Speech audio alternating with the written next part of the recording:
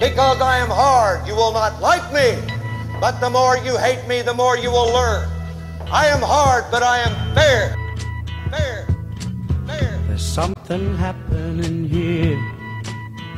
But what it is ain't exactly clear.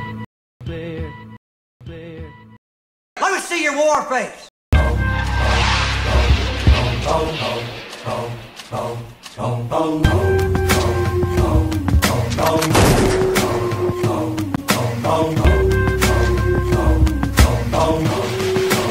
Sir, yes, sir.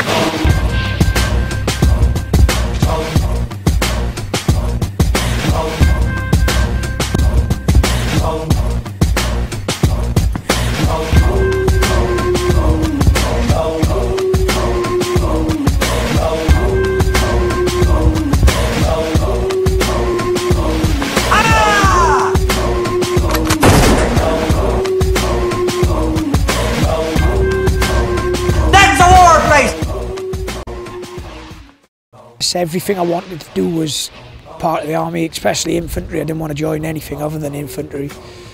You know, just growing up, where I grew up was pretty rough.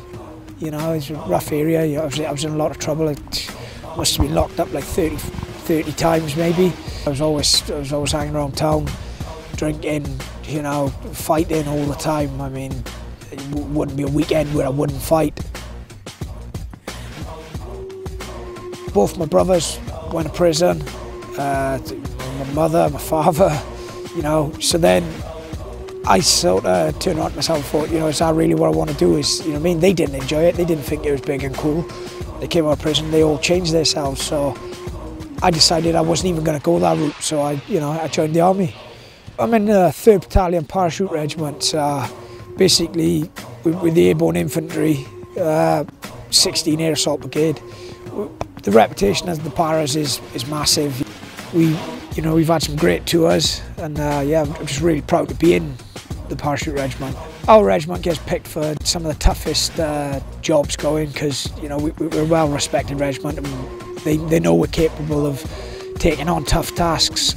Preparing for a fight in the cage and preparing to go on tour to Afghanistan or whichever theatre you go into, they're two completely different things.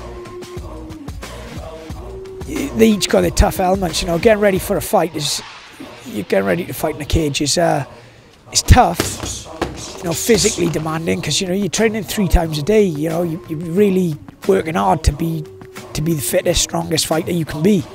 So, preparing to go to Afghan or whatever. I mean, yeah, you do a 7-month tour in Afghan, but you do like a 7-month build-up to go in. So you're training, you're away on exercise. So it's a massive strain on family and friends and stuff like that as well. So although you're only away for 7 months, it's more like 14 months, you know, which is a long time, especially with guys with wife, kids and stuff like that. So they're two different things, I think, but you know, they each got their own tough side to it.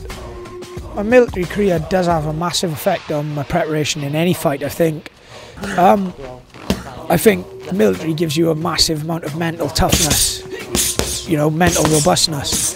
So you're physically strong, but you're also mentally tough, you know. So you just dig deep in everything. I've been in a lot worse situations outside the cage than I have inside the cage. So I think that mental edge that I have on most of my opponents is something that really helps me, which has kept me going for a long time so far. It is a brevity code to the way I fight, and I do all my talking in the cage. I don't in the cage or the ring. I can't abide by guys that just talk smack to hype up a fight because their fighting doesn't do enough for them, you know. I think I'm knocking guys out all the time, so I think that does enough talking for me. I'm happy to just knock them guys out and then go home. When I see the stuff Leeroy Barnes puts on the internet about me and stuff when he's smack talking because we're coming up to this fight, it just makes me laugh, you know.